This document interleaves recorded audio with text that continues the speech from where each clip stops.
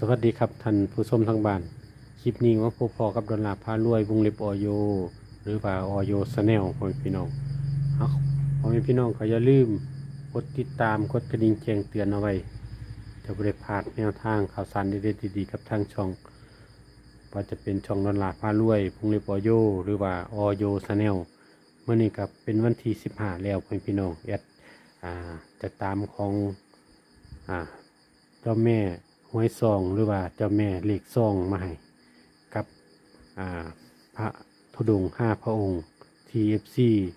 เพิ่นได้ขอกันมาเยอะมากเอาพ่อแม่พี่น้องกะตอนนี้ก็มาพบพอกันในช่วงเย็นๆเลยพ่อแม่พี่น้องเพราะว่า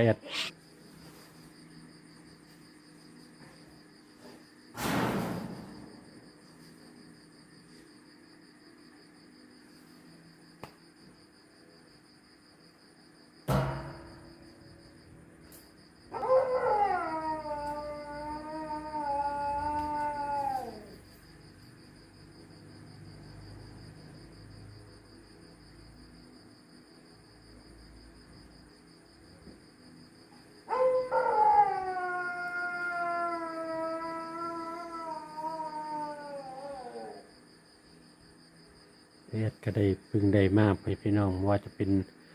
เลขพระธุดงค์5 พระองค์แล้วก็เลขกันเลขเจ้าแม่เลขซองเอาก็จะมาเขียนให้มาแบบด่วนๆเลยพี่น้องมาแบบด่วนๆเอา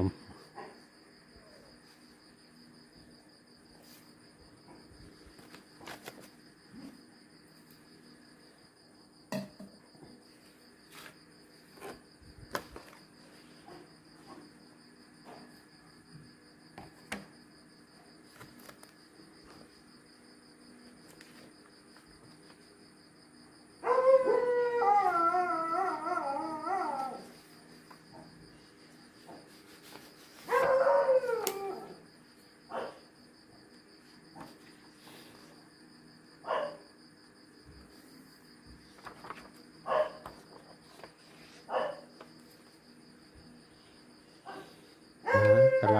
พี่น้องมากระไรเอามาเบิ่งของงวด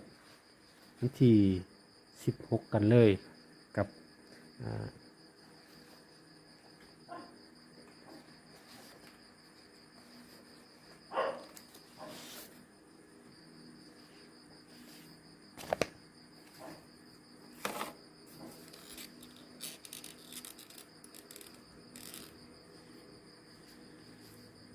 ก่อนอื่นก็มาดูคำเตือนก่อนพี่น้องคำเตือนคลิปวิดีโอนี้จะทำขึ้นเพื่อเป็นแนวทางเท่านั้นไม่สนับสนุนให้เล่นการพนันที่ผิดกฎหมายทุกชนิดพี่น้องไม่ได้สนับสนุนให้เล่นการพนันใดๆทั้งสิ้นสนับสนุนแต่สลากกินแบ่งรัฐบาลไทยเท่านั้นมาเบิ่งของอาจารย์โยกรสุดเต็มนะครับอย่าลืมมืออื่นเป็นของสายด่วนก่อนเที่ยงสายด่วนก่อนเที่ยงพบพอกันในช่วงเย็นๆบุญของอาจารย์โยก่อนของพี่น้องอาจารย์โย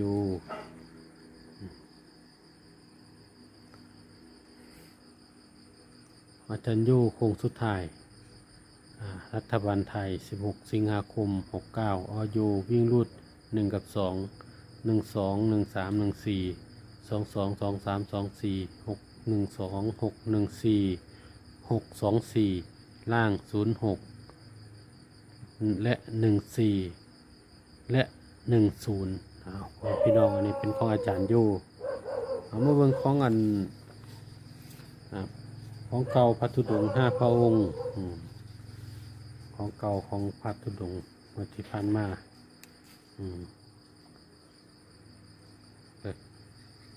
ข้างใน459ไปออก479เป็นพี่น้องของพระธุดงค์5 พระองค์วันนี้ก็ติดตามไว้เดี๋ยวจะตามมาให้เบื้องของเจ้าแม่หวยซองหรือว่าเจ้าแม่เลขซองเดียวกันนะพี่น้องกับเขาเต็มเลยพี่น้องเพิ่นให้469ผลรางวัลออก479กับ69 เข่าหกเก่าเต็มเลยวิ่ง6 เม็ดเดียววิ่ง6 เม็ดเดียวนะครับตามมากับของผู้ใหญ่ใจดีสายด่วนก่อนเที่ยงฟัน7 เม็ดเดียวมี071787 907217 487เอาเข่าเลขวิ่งเกือบแตก3 ตัวพ่อพี่น้องเอามาเบิ่งของเจ้าแม่ห้วยซองเลยเดี๋ยวจะมาเขียนให้ที่ FC ขอกันมาเยอะมากเดี๋ยวแอดเขียนให้ก่อนเป็นพึ่งทรงไม้แอดพึ่งใดมาเด้อพ่อพี่น้องมาแบบด่วนๆเลยของสุดท้ายไปเลย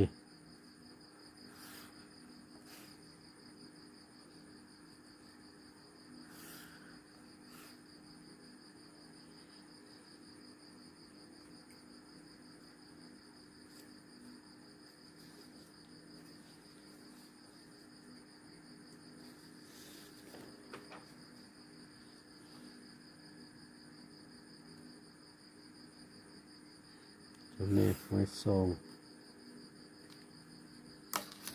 เจ้าแม่เลขซองอันเดียวกันนะเด้อเพื่อนพี่น้อง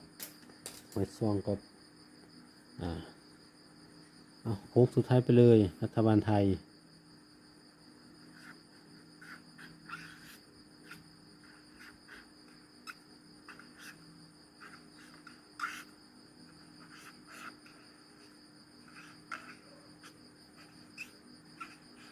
สรุปโค้งสุดท้าย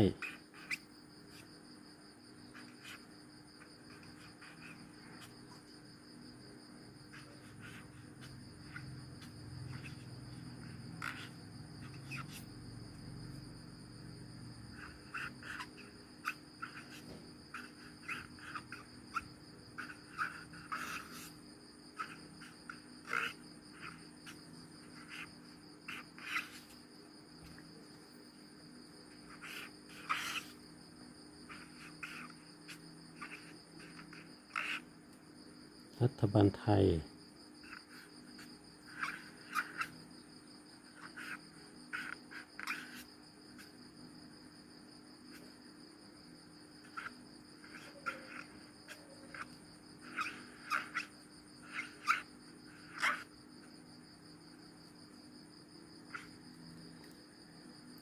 16 สิงหาคม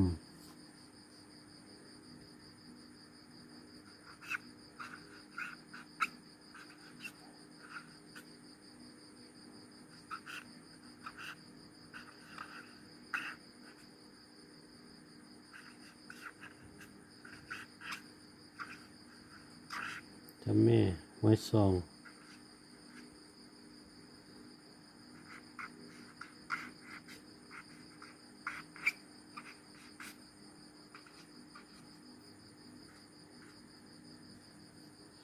แม่ห้วยซองตัวเดียว2742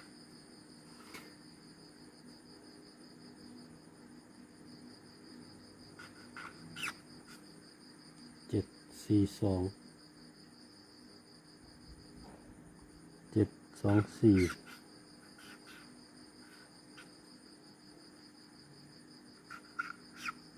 725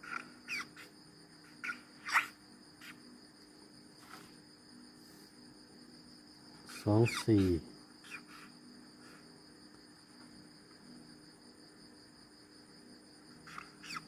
25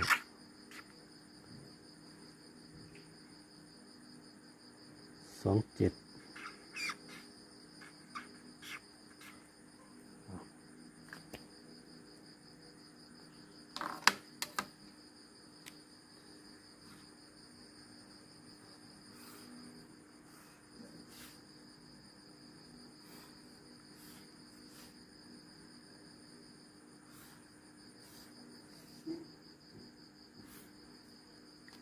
ให้พี่น้องกะ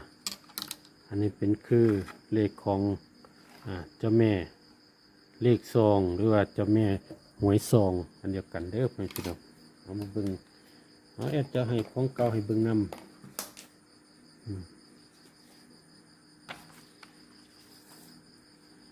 ของเก่าเปรียบเทียบให้เบิ่งนำเบิ่งทั้งของเก่าของใหม่ได้มาแล้วมาแบบด่วนๆเลยเอาแคปหน้าจอเอาพี่น้องแคปหน้าจอแคปหน้าจอเอาแคปหน้าจอเด้อครับผมเอาก็ต้องขอบคุณเจ้าแม่หวยซองหรือว่าเจ้าแม่เลขซองที่เมตตาแนวทางให้กับทางช่องและนำเสนอส่งต่อพ่อพี่น้องให้ก็ขอกราบขอบพระคุณ